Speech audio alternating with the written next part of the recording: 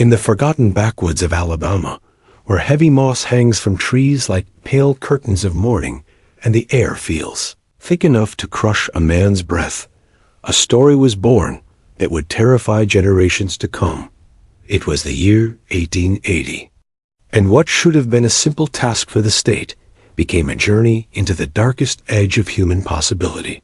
A case so unsettling that respected universities refused to write about it, a case so haunting that the very mention of it made locals whisper warnings about bloodlines that nature itself had turned against within the rolling hills of Wilcox County, where isolation was stronger than law and memory lived longer than history.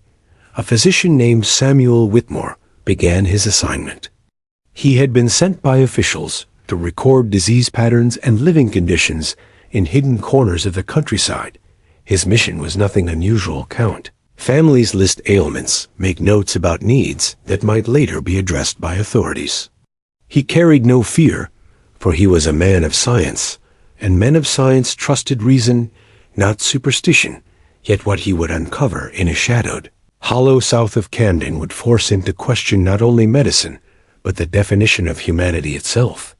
This channel is not for every listener, only for those who dare to face mysteries that shake the ground beneath our understanding. Before we dive deeper, make certain you are subscribed, because the secrets hidden in this tale are unlike anything ordinary history books will ever tell. And share in the comments the place you are watching from, because what happened in Alabama may one day be discovered in any silent corner of this country. The story begins not with spirits or demons, but with something that can feel even more disturbing: the twisting of human bloodlines until they form shapes never meant to exist. Dr. Whitmore had been through smallpox camps. He had seen villages drained by yellow fever. He had examined children taken by consumption, but nothing in his notebooks compared to what he found in Asheford Hollow. The landscape itself seemed designed to keep visitors away. Narrow paths cutting through thick pine and tangled underbrush, creeks that turned into raging rivers without warning. Local residents avoided giving directions when asked. Shopkeepers in Camden looked away, muttering vague lines about families that kept to themselves. Men said it was best not to go too far into those hills. Women lowered voices, saying that curses waited there. Yet the doctor, driven by duty and armed with rational thought, pressed onward. 2 long days of travel brought him to a fence made of crooked rails and twisted wire. Beyond lay silence, so deep that not even insects dared to stir. No birds sang, no breeze moved through the branches. The very air felt heavy, as if it wanted to trap him. At the center of that stillness, he saw the house, a weathered wooden structure, standing with its windows sealed from within, curtains made of cloth and paper covering every pane. The porch blocked by furniture arranged not for comfort, but for barricade. In the yard, a garden grew wild, yet strangely arranged: tall cornstalks, beans twisting upward, pumpkins spreading across ground, not in rows, but in winding corridors, forming a maze meant to confuse outsiders and give cover to whoever lived inside. When Dr. Whitmore knocked upon the warped door, wood echoed louder than expected, suggesting rooms far larger than the shell revealed. Footsteps shuffled from within, uneven, as if bones bent wrong. The door opened enough for a single face to emerge, a sight so disturbing the doctor later admitted he could never erase it from memory.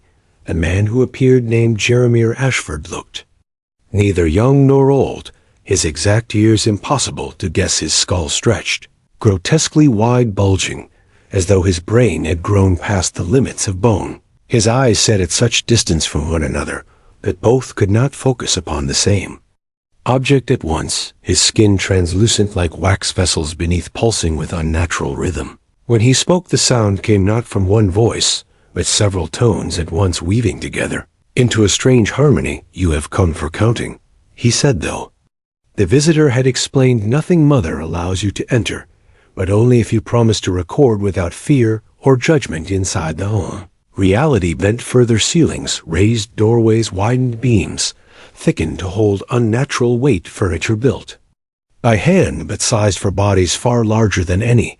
The doctor had examined tables, rising chest-high chairs, designed to withstand monstrous pressure beds. Built like platforms upon which giants might lie, in the main room 7 figures sat arranged, as though they had posed for a family portrait, each with distorted skulls and glass-like flesh. The oldest, a woman called Mother Ashford, sat upon a throne-like chair, built with supports to hold the vast size of her head, her eyes fixed upon the doctor as if she could see more than his body, as if she peered into his thoughts. "Welcome," she said with that same layered resonance. "We will show you what lies beyond your kind." She declared that the state could record them, but true understanding would not fit within ordinary categories. The doctor stared at children whose eyes glowed with intelligence greater than their supposed age. Young bodies shaped with bending joints, older offspring towering beyond natural height, each form twisted, yet alive with a strange presence. What began as horror soon became something he struggled to classify. He conducted examinations, measuring pulse, temperature, and breath, yet nothing fit within known patterns. Heartbeats thundered at levels that should have been fatal, yet caused no harm. Temperatures swung wildly, while bodies remained strong vessels of blood, pushed far beyond medical limits, yet carried oxygen without issue. Most shocking of all was their manner of thought, finishing one another's lines, sharing knowledge without speaking, describing events occurring miles away with accuracy beyond chance.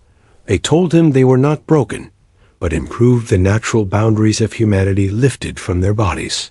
They claimed to be what others might become once fear no longer held back. Growth journals from the doctor's first days showed a mind torn between awe and denial. He wrote of storms predicted by children before clouds gathered, of lost tools found without searching, of questions answered before they were asked. Whispers rose that perhaps isolation and generations of shared blood had not produced weakness, but transformation. Days stretched into weeks, and the doctor, though unsettled, continued his work. Curiosity chained him to the hollow each morning. He felt less certain of where science ended and nightmare began. Nights brought dreams of skulls, stretching skin, glowing voices calling within his own mind. He saw reflections that no longer resembled him, and he woke in terror, yet compelled to stay. The family spoke of communion, an evening gathering where truths would be revealed on one twilight. He was led into a chamber lined with glass vessels, each jar holding what at first seemed preserved remains, but closer inspection revealed pulsing forms, embryos, yet not ordinary, each with enlarged heads, translucent bodies, joints bending at unnatural places, some so old their fluid had yellowed, others so fresh their tissue shone pink. Mother Ashford explained these were children who had chosen not to enter the world of flesh, but remained in this state to share their knowledge with the family. The doctor stood frozen, watching as the household bowed around those jars, chanting without words, while the unborn stirred in rhythm, limbs twitching like dancers. Within fluid, one vessel glowed soft light, filling the room, and as it did, the living members grew luminous themselves, skin shining like lanterns.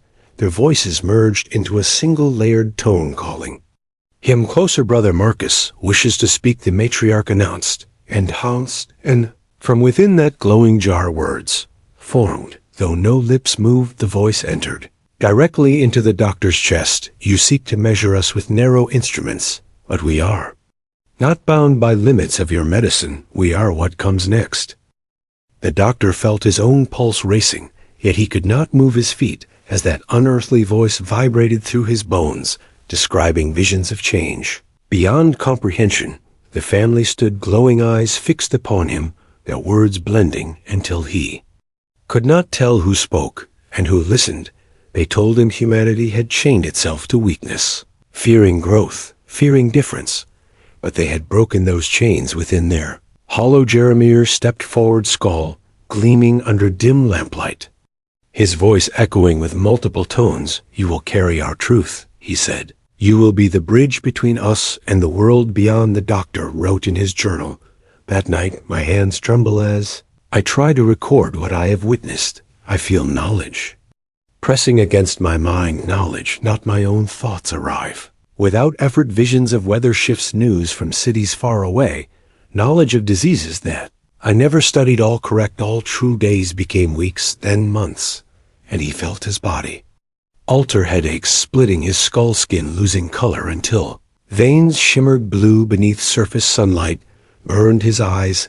Mirrors showed a stranger each dawn. He described moments of awareness where he could sense animals moving in forest scents. Distant conversations, sense the beating wings of birds overhead. He confessed in writing, I know things before they happen. I no longer doubt their claims. I feel myself dissolving into something vast and terrible. The Ashfords rejoiced, telling him his body was aligning with theirs.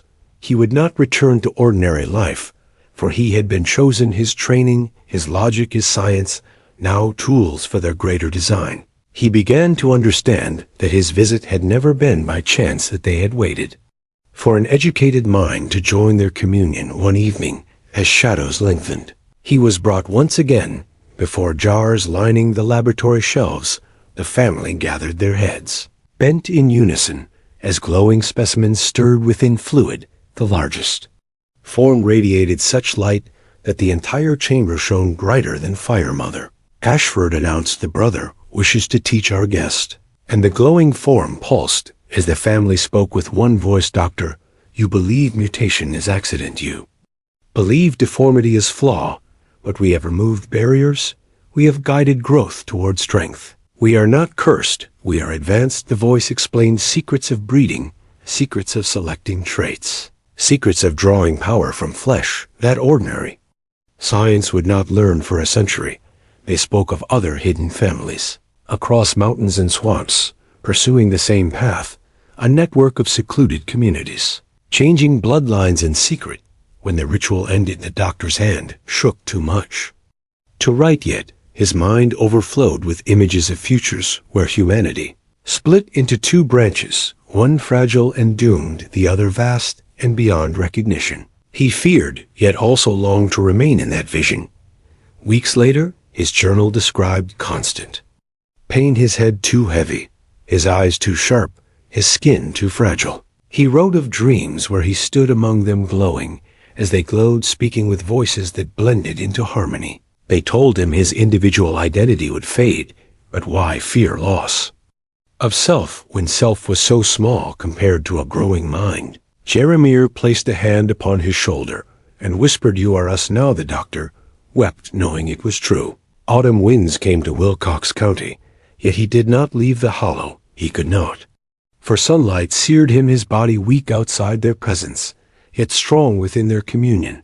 His last clear entry in October read, my skull has grown 4 inches since June, yet no pain, only awareness. I feel the thoughts of dear birds, and even crawling things. My mind is not my own, yet also greater than my own. Mother Ashford assures me. One approach threshold where I will join completely.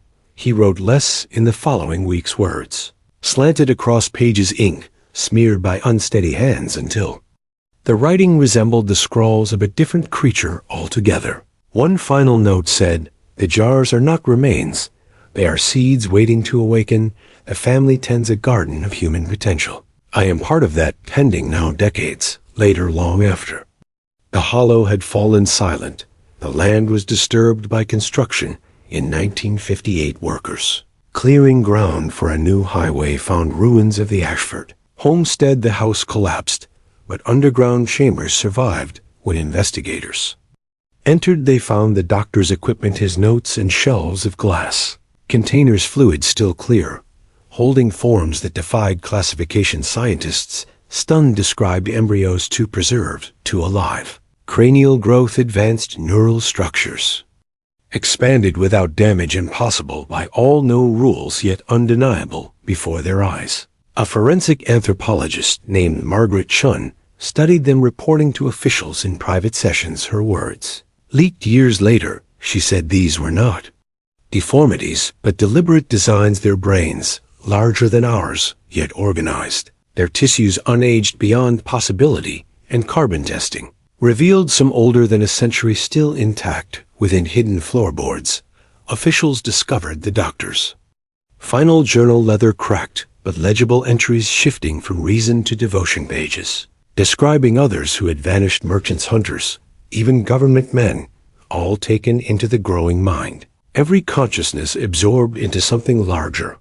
He wrote with pride and terror, "We are becoming magnificent, our limits gone, self dissolves, and knowledge flows across many bodies. We are not merely human, we are perfected, the government sealed files. Secrecy cloaked discoveries, yet whispers emerged. Freedom of information requests in later decades. Uncovered fragments, reports of tunnels carved beneath Alabama connecting to sites across states' networks, built with precision, far beyond what isolated farmers should achieve, chambers for gatherings. Artifacts of metals unknown, preserved organic materials, altered beyond science. A library encoded not in words, but in biological symbols. Information stored within organic matter, ready to be inherited directly by the next generation, as if knowledge itself had become flesh. Researchers whispered that generations could receive entire libraries in their blood. By 1970s, classified programs began investigating whether such transformations could be repeated under controlled experiments. Documents hinted at attempts, some triumphant, others catastrophic. Secrecy deepened, the land declared private, nature preserve locked away from public eyes. Yet locals still spoke of strange lights during certain moons. Hunters reported figures that appeared human until viewed up close. Travelers vanished near forgotten roads. Livestock gone without trace. Those who camped nearby described dreams of skulls, stretching of voices, speaking in chorus of selves, dissolving into a larger awareness. Their words matched the doctor's journals too, perfectly, to dismiss modern scientists cautious. Admitted that the Ashford case remained the earliest record of human genetic alteration within the country. Geneticist Elizabeth Morrison in 1968 wrote that their methods, though crude, revealed knowledge far ahead of their time, either by intuition or by sources unknown to us. Tunnels, later found across eastern Alabama, confirmed it, carvings and stone tools of strange metal gatherings. Beyond comprehension, government interest shifted from history to national security. By 1980s, speculation raged whether some version of the Ashford experiment still thrived, hidden in corners of the nation, the hollow itself closed, fenced, and patrolled, though marked only by a plaque describing an early settlement. No mention of the doctor, no mention of what truly unfolded there. And yet stories persist. Hikers claim to see settlements appear, then vanish. Hunters whisper of beings taller than men, glowing under moonlight. Most chilling of all are accounts of dreams travelers share after visiting nearby. Visions of joining voices, visions of bodies changing, visions of dissolving into something vast. The legacy of that family stretches, still perhaps growing, still perhaps preparing, still perhaps watching for the moment to emerge from isolation. The last line in the doctor's journal, written with a careful, steady hand, unlike his broken later script, offers a chilling farewell. He wrote, "We have become what humanity was meant to be. The question remains whether the world can face what we are, or whether we must remain hidden until time forces ordinary people to accept their own potential." The mystery of Ashford Hollow warns us that the edges of our biology may bend further than we dare imagine, that change, once unleashed, may never be controlled. So what do you believe? Did the doctor vanish forever within that family? Or did he become part of something greater than we can comprehend? Could generations of hidden communities have carried forward that strange bloodline in silence, waiting for their moment? Share your thoughts in the comments. Let us know if you wish to hear about other moments where history and science collided in darkness. And do not forget to subscribe for more stories that peel back the curtain of human potential. Remember, sometimes the most terrifying truths are not those of monsters outside, but the possibilities sleeping inside ourselves.